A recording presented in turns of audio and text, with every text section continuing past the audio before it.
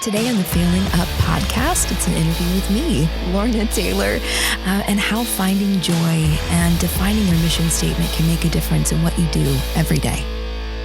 All right, guys, welcome back to another episode of the Failing Up podcast, humble lessons in life and business. I'm joined here with my amazing co-host, Dr. Lorna Taylor. Welcome. Hey there.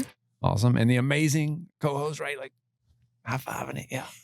I really Dusty want over doctor here. in front of my name, though. It just sounds It's different. funny. doesn't Last it? time we did this, that came up, right? And it's like, we can call you doctor. Yeah. Right? You can I get like think an it should be honorary. doctor, Yeah, for or- sure. But then when you actually say it, then I feel off. Yeah. I'm like, yeah. I'm definitely not a I doctor. didn't Right? even Like close. you can listen to Dr. Taylor talk and you go, that's She's- a doctor. She's smart. You listen to me and I you still talk. cringe after all those years. I'm like, ooh, I don't know. Do you? Yeah. Because I just want you You to own know, it. I think I you would own be it. like, if he turned to me right now and I really was a doctor and he said, we'd like to welcome Dr. Dusty Osby, I'd like, yes, my name is Dr. Dusty Osby. And that's what I would be. David and I get on here though, and we're like, I'm Dusty, he's David. This Is Dr. what makes Lorna us Taylor. look a lot Oh, better. God. I've said for a long time, Dr. Taylor like cleans us up and makes us look good, but we need That's to have a red button in the middle of the table that she can smack anytime we get close to things that we can't talk about. That's right? We get close to the edge. An of, emergency lever of Yeah. some that's sort right, like, that we just, can, it yes. shuts off Yeah. everybody's mics. I think she would have to do that though, because her voice is so calming. If she said it, I'd be like, she's serious? yeah. She said that really nice. Like, hey guys, can y'all not do that again? Yeah. Oh, All you right. probably heard that a couple times. Yeah. All right. So Dr. Taylor, amazing, grateful CEO and co-founder of Sixells Academy. Walk us through that. Tell us a little bit about you. I know we've done this a little bit before, but just real quick for those that maybe haven't heard those episodes, tell us about you. Yeah. So I come from education, right? So I've been in education for almost, 20 years. Wow, I'm aging myself. 20 years, but education and training, right? So came to Sixells to help pour into agents and really hopefully make their lives better, their businesses better, right? Help them really grow in a way that's meaningful. And so really excited to be here. Love what I do. I got my doctorate in education. And what's interesting about that is that I think I, at the time saw a path towards doing something that I loved. And it has served me well in being able to do that, which is wonderful. But I think it's touching lives that we can all do, right? So that's really what fills my bucket, makes me happy, brings me in every day to hopefully lift someone up and see their lives changed. So yeah, a little bit about me. Yeah, I think it's neat the way that we met or the way that we have evolved. I can definitely look back in my life and see all the steps of as I'm getting older. I'm almost 22 now. Right. As You I'm- and me both. As I'm aging, I'm starting to recognize these patterns, right? And what has helped me have some limited success in, again, I've said this before, like finding amazing humans and looking for opportunities to match them up. And a lot of times I do find amazing humans and I don't know the opportunity, right? And so I think you and I, your husband, we courted him for quite a while to come and join our real estate team. What was that, 5 or 6 years ago, right? Yeah. And Ryan is just got such a huge heart, right? And I call him the Good guy. Jason We'll keep Statham of real estate. Come right? on. Yeah. And so Shoe game is strong. That's it. Shoe game Shoe is game so is- strong. It is definitely strong. You're- Yes, our closet space would agree with you. Yes. Yeah. My 11-year-old now has a wall of shoes. Nice. I somewhat blame Ryan for that. Thank you, Ryan. Taylor. Yeah. Yes. This styling. So we were headed to New Orleans for it was Valentine's Day. Yeah. I didn't know it was Yeah. Mardi Gras. I think that was a shock to all of us. I know. And I just called Ryan up and I'm like, hey, why don't you and your bride come down to New Orleans for Yeah. Valentine's? And you and I didn't know each other real well at that time, just from like office stuff. Yeah.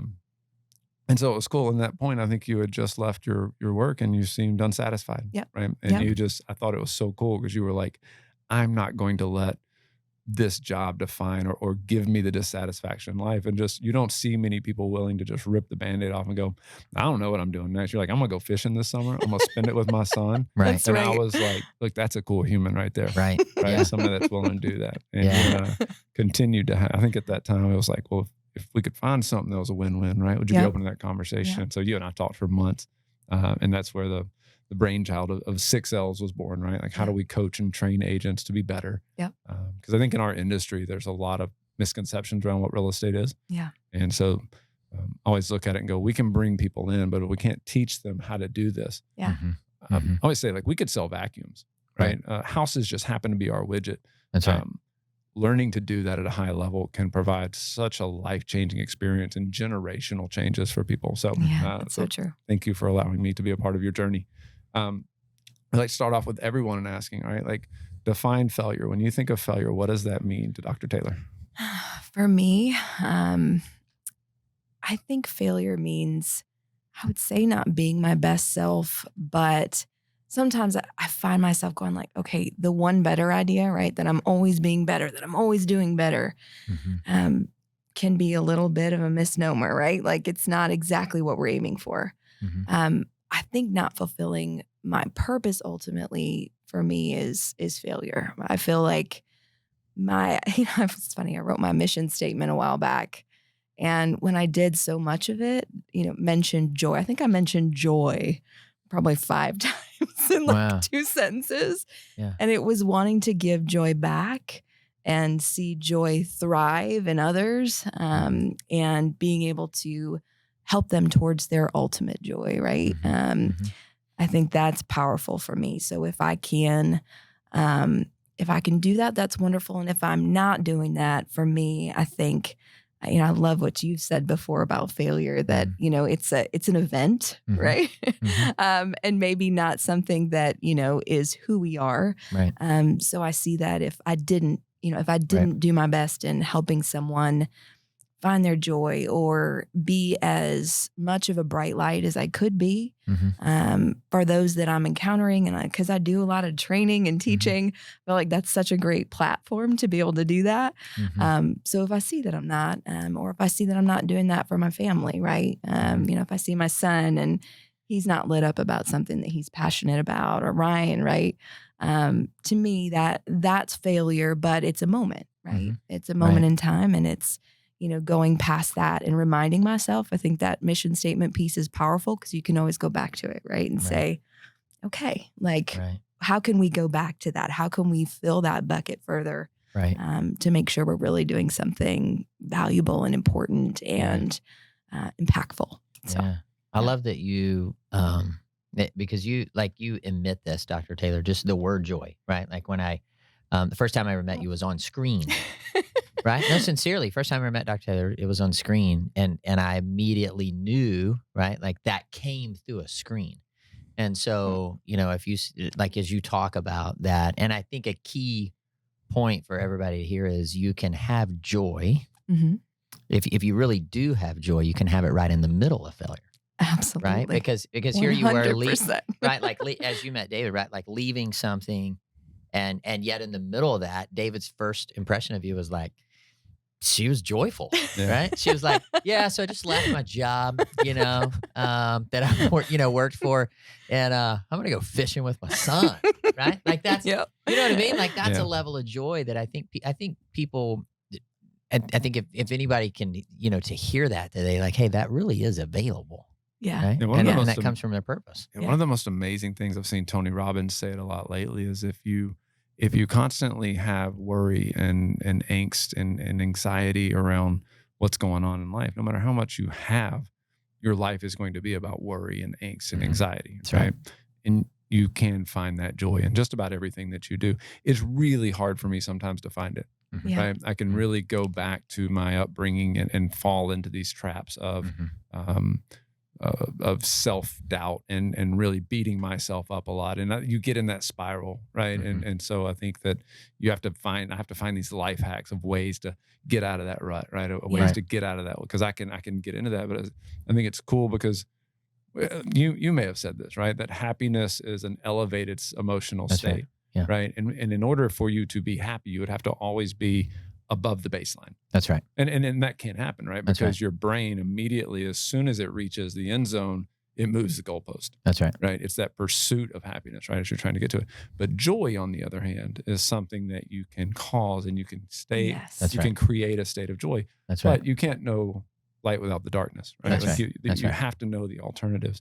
And I think That's that's us being able to learn that. What I think is cool that probably 99.99% of people out there going like, where did you learn to write your life mission statement? So I would imagine almost anybody you ask has not done that. So you were just sitting around eating cereal on Saturday morning, Right. and the back of the cereal box was like, stop now and write your mission statement. No. That's right. Yeah. Yeah. Well, leaving my role that I had been in for a long time and, what I had been doing and I loved, it was interesting because at the time I was terrified. I'm glad that it appeared that I was really Yeah. brave. But I was a little bit terrified. But at the time, suddenly when I stepped away from that, I realized I did experience this like joy in spending time with my son. Mhm. And sometimes I think, and spending time with my family and, stepping away, I think sometimes it's easy for us to define ourselves by our jobs and our Mhm. roles and what we're doing every day. And I think that was a lot of what I was doing at the time. And so when I was leaving, I don't even honestly, I think there was a book called 10% Better. I think it was 10% Happier, 10% Happier. And it was all about this newscaster that had a panic attack on air. Mhm. And he decided like, okay, I need to, change my path somehow. And at the time he just happened to be doing a story about, all these religious figures. So he was interviewing them and finding out like, what's the answer for you? Ultimately he turned to meditation and other Mhm. things. But at the time it made me kind of think, outside of myself and go like, what do I really want? Mhm. Right? Like I'm feeling like I'm getting closer. But if I don't know what it really is that I want, then I need to figure it out. Yeah. Yeah. And so I did my mission statement, but I'll tell you, it took me a long time to really hone it in. And it was when we did 6 personal perspectives that I went back Nice. to it and really kind of, got it to a place where I was like, that's it. Yeah. Put it up on the whiteboard, took a picture of it, carried Mhm. around with me. And when I do get to a place where I'm like, this is just not working, going back to it and going, okay, so how do we get there? What, Right. how do we do that? What does Right. that look like, Right. in this? And Yeah. I love that because you don't, most people, my fear is that people could go through their whole life and never stop and take the time to unpack that. Yeah. Right. And ultimately us as coaches and as trainers, I know we're all passionate about creating the environment where people might ask themselves that question. Yeah. Right. Where they might self-discover that there is this other way of thinking of things, other way of looking at Mhm. things. Yeah. Mhm. I say that I too found writing my personal mission statement through a training class, right? Yeah. And so I think it just leans to Sixells Business Academy, to the environment that you've created. So if people want to plug in, you're not just teaching agents how to That's right. ask the right questions at a listing appointment, right? Right. You're helping uncover through classes like Quantum Leap and classes through teaching about the whole self, right? And, Yeah. and through coaching Mhm. of how they're going to self-discover. I did it with Jason Abrams of all people, right? Mhm. It was years ago in the basement of a KW in Michigan, and it was about unpacking that mission statement and what a guiding light it can be. Yeah. Yeah, we teach at Keller Williams, right? MVVBPs, right? Mission, Mhm. vision, values, beliefs, and perspectives. And we as a team go through them every Friday, right? And Yeah. we remind each other of why we're doing this together, That's right? And right. what that looks like. Yeah. So, so the opportunity to plug in at sixsellsacademy.com, right? That's where they can find more information. So want to go and support Dr. Taylor at sixsellsacademy.com. If you want to learn more about her, more ways that you could plug in, uncover your mission statement, uncover ways to find joy, right? Or maybe where That's you're right. at, where you're trying to get to. Great way to connect with you. Mhm. So what have you learned through developing a company, right? You went from being the dean of some colleges or an educator. You've taken some hiatuses. One of the things I love back to the fishing is I do think we get so caught up. I'll come back to the what did you learn in a second. I got distracted. Did you see that? It was like just squirrel, right? It totally ran by. I like the fishing scroll. We can do that all day. Yeah, we can go down there.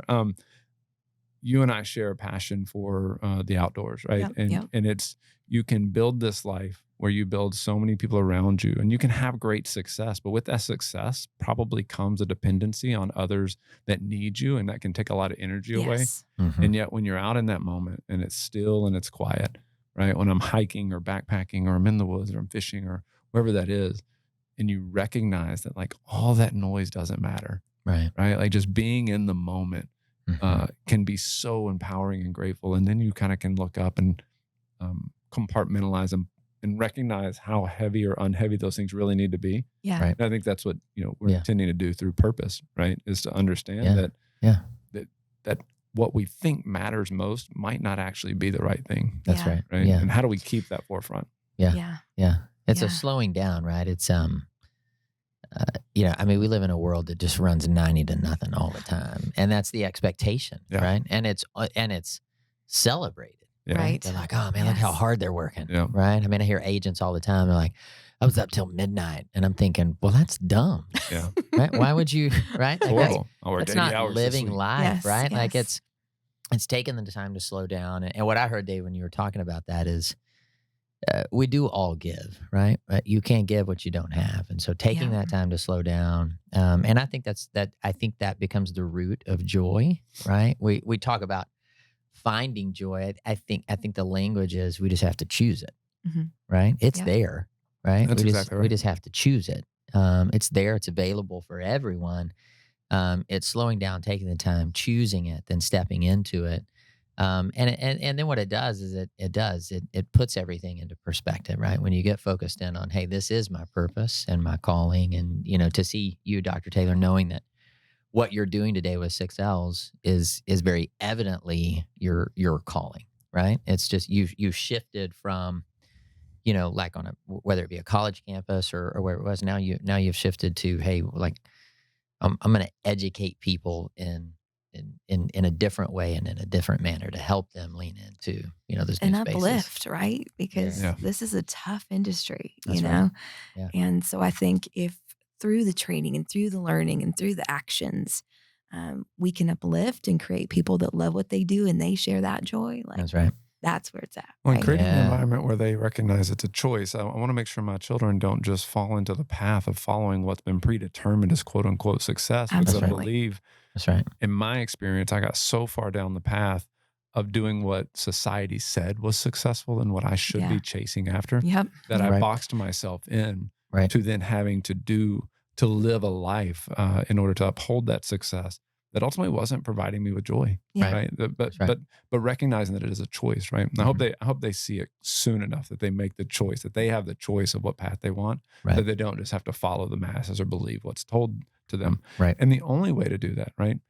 I can't tell them what to do. I have to put them in an environment where they can learn behavioral changes. That's right. That's right. Gary Keller tells us to train from the front of the class, coach from the back. Yep. That's right. Right. Yeah. And I can discipline and I can hold someone accountable in a one-on-one meeting, but I can't change someone's behavior in a one-on-one meeting. That's right. Right. The collectiveness of the class. You ever sit in a class, right, as a trainer and think, man, that guy's talking right to me. Right? Like you Right. think You do they're- that to me all the time. yeah, well, and Gary was teasing the other day and said, some of you sit in here and you think that I'm talking directly to you. And let me be real honest, I probably am. Yeah. I probably just didn't want to say it directly to you, and I needed to say it in a group environment. So if Yeah. you think I'm probably am talking That's directly right. to Yeah. I love that. Yeah. I love it. Yeah. Okay, so sorry, back to before we got squirreled. What you've learned through Sixells, through developing a company, through being a CEO, the evolution of that. Where have you seen failure show up the most, and where can you look back and go, oh man, in that moment, I thought I was dead in the water. I thought I'd really made a mistake. And then looking at it and going like, oh, that was a cool part of my journey. Yeah, that's an interesting question because I think just yesterday I was thinking, we've got Dusty here and we were talking about purpose coaching.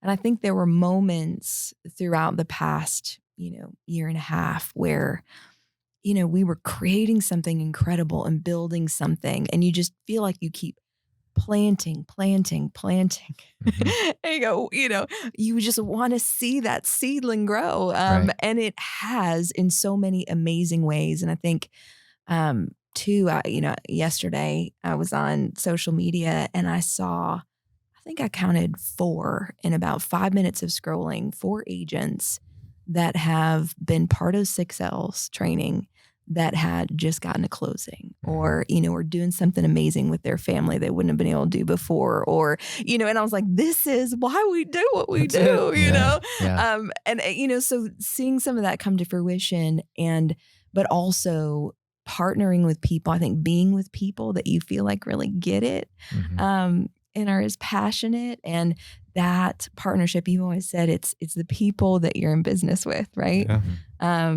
And I think that in itself over the course of probably the last 6 months has really had this tremendous impact on Sixells and our success, and how we've grown into something that people really look to as a guide, right? As something that, yes, this is going to help me get where I want to go, right? Right. And having that support has been a huge benefit for me. And I think, I think maybe my failure initially was that I didn't see the planting of the seeds for what it was. It was like you're trying, Right.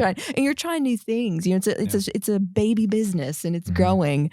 And now, hindsight, you can look back and go, those were The seeds obstacle is the that are way, blooming, That's right? right. Yeah. And So that's exciting. the reaping of it is rarely what we expect it was going to be. That's right. And it's so much, his plan for us is so much better than our plan for Yes. ourselves, right? And so Amen. some of that is letting go of that and allowing that to happen naturally. Right. I think it's cool that you have planted those seeds, right? Like you've poured in others. You start seeing that success show up. My biggest fear as an OP, right, is being a franchise owner of a Keller Williams system in 5 locations, hundreds of agents going through, and there can be this, maybe because of the way that we're raised or the way that things happen, this scarcity to want to lean in and surround ourselves with other great people, because we look at it and go, well, why would I do that? I hear that a lot of times, like, well, why would I do that? And I encourage everybody to lean in and go, how could I do that? What if we change that statement to how could I do that rather than why would I do that? Because one thing as I've interviewed successful people that I've recognized is that we all recognize no one succeeds alone, right? Yeah. And that the relationships that we build with each other and surrounding ourselves with like-minded individuals has such a broader impact than I would have ever given it credit for, right? I'm not a lovey, like I need to be surrounded by people. And yet you guys lift me up and support me and validate me and make me feel important every day. And I'm grateful for the time I get to spend with you guys and that we get to go on this journey.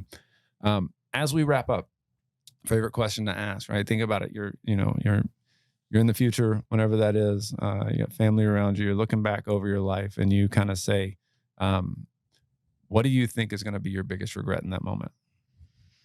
Not enough fishing, I think. Probably true.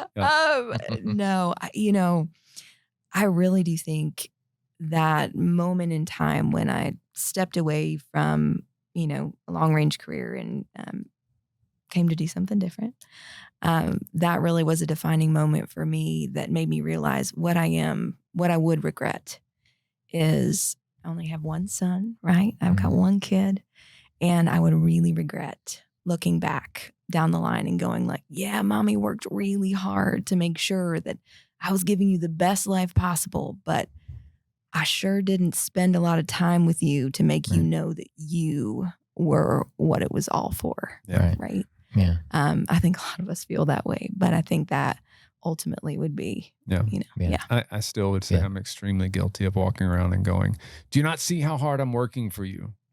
Right. And it hurts. Right. It hurts to admit that, right? It's hard to think that, like, when from this standpoint and looking at it, I go, I know it doesn't matter. I know that's not what's important. And yet I find myself because we do find validation in what we do, right? We do love being together and pulling on the rope. And so I get mad at myself for using that as an assault against my children, right? Yeah. To sometimes say, like, don't you see what I'm doing here, right? Yeah. Like, don't you see the energy? Don't you see that I'm texting right now to something important, right? And sometimes feeling like they see that, like, oh, they know, right? Sure. They know. Yeah. And really to you, it's just not being present. To them, and it's not being present, right? And That's I'll right. say on the flip side, one of the things that I've tried to do, maybe I'm just making myself feel better, but is I've said to my children, look, I can either be with you and be working sometimes, or I have to remove myself from you to go work behind the scenes. And Dad has made a decision that I'm okay with you seeing me work, because this is the real world. That's right. Like I can't just turn it on and turn it off. That's right. And so I hope that they're learning. We'll be driving in the car and I'll be on a phone call with somebody and we'll hang up and I think they're on their phone or doing something. And they'll go like, tell me what you mean when you said that right there. And I'm like, that's it. That's man. it. That's what I wanted, right? Like, Yeah. Dad, when you were listening to that, or when you were saying that, or you were having that, what did that mean, right? Yeah. Like, why did you say that to That's them? right. Yeah. And so I hope, again, maybe that's an excuse to give myself a reason to do it, but I hope that they're learning how to communicate and how to deal with people and how to navigate situations through it. Because I just think the idea that we're going to isolate ourselves and it's not going to happen, I think that's also going to set us up to fail, right? Absolutely. Sure. Yeah. So what are you doing right now to ensure that you're spending as much time with Benny, right? That you're not going to look back and go, man, I made that mistake. Yeah. Well, you taught me a really important skill, which seems like, important or not, it's so important. And that was honestly time blocking. And I tell my students this all the time, and those folks that I'm training, I'm like, I want you to put your personal time in first. That's and that right. sounds silly, right? Because we know lead gen is critical, right? Right. But if you don't do that, That's right. then nothing else is going to matter. That's right. Or it's going to bleed in, or it's going to bleed out. That's right. So I want you to put that in first and hold your priorities there. And you taught me to do that. And honestly, I've been able to see his calendar for like, a year or two. Yeah. And that's impactful. He has a hard stop and some serious commitments around his family. And that was, for me, coming from a world of we work morning, noon, and night. That was powerful. Yeah. Awesome. Yeah, Well, I appreciate huge. you. I'm so grateful to be in business with you. Guys, if you want to learn more about Sixells Academy or Dr. Taylor, visit her at www.sixellsacademy.com. Thank you for sharing some time with us today. We Thanks can't for having wait. me here. Co-hosts, right, on Failing Up, the Failing Up podcast. Join us next week or on our next episode as we have more interviews with top performers and top talent on how they're failing their way forward.